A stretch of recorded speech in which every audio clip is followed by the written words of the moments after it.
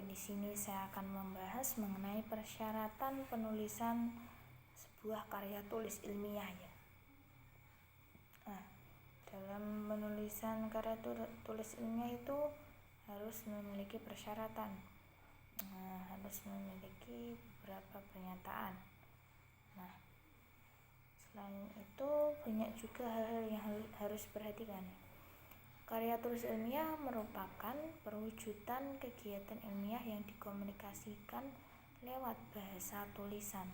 Nah, karya tulis ilmiah adalah suatu karangan atau karya tulis yang menyajikan fakta dan ditulis dengan menggunakan metode penulisan yang baku.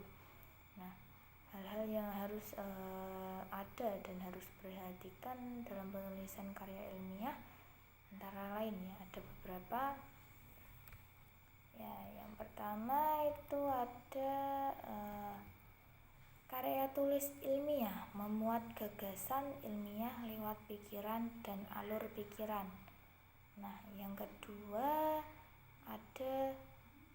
harus ada unsur sebuah keindahan karya tulis ilmiah yang terletak pada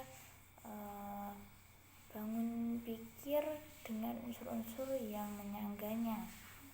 Nah, yang ketiga ada alur pikir dituangkan dalam sebuah sistematika dan sebuah notasi. Yang selanjutnya ada karya tulis ilmiah terdiri dari unsur-unsur sebuah kata, angka, tabel, dan gambar yang tersusun mendukung alur pikir yang teratur. Yang selanjutnya ada karya tulis ilmiah harus mampu mengekspresikan sebuah asas-asas yang terkandung dalam hakikat ilmu dengan mengindahkan kaidah-kaidah kebahasaan. Yang selanjutnya ada karya tulis ilmiah terdiri dari sebuah serangkaian suatu narasi atau penceritaan, eksposisi atau paparan, deskripsi atau lukisan, dan argumentasi atau alasan. Nah, selain itu karya tulis ilmiah harus memiliki gagasan ilmiah bahwa dalam tulisan tersebut harus memiliki permasalahan dan pemecahan masalah yang menggunakan suatu alur pemikiran dalam pemecahan masalah. Nah, alur pemikiran tersebut tertuang dalam metode penelitian. Nah, metode penelitian yang digunakan untuk mengungkapkan pemecahan masalah memiliki pengertian sebagai berikut ya.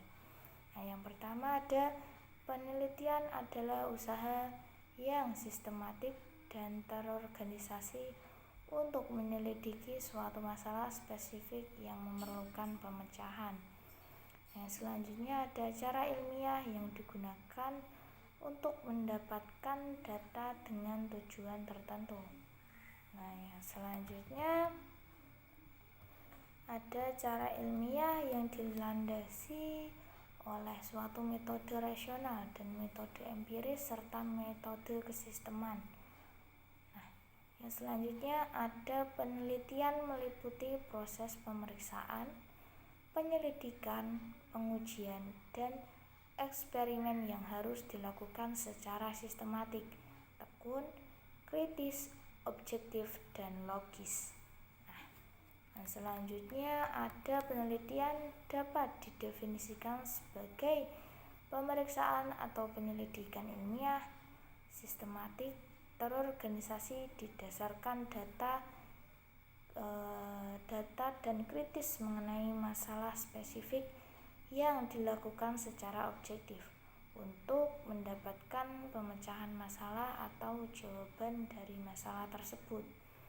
Nah, dari berbagai macam bentuk karya tulis ilmiah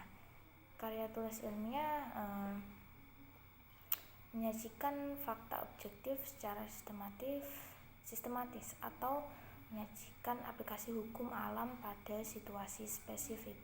Nah, itu penjelasan dari saya, semoga dapat dipahami. Terima kasih.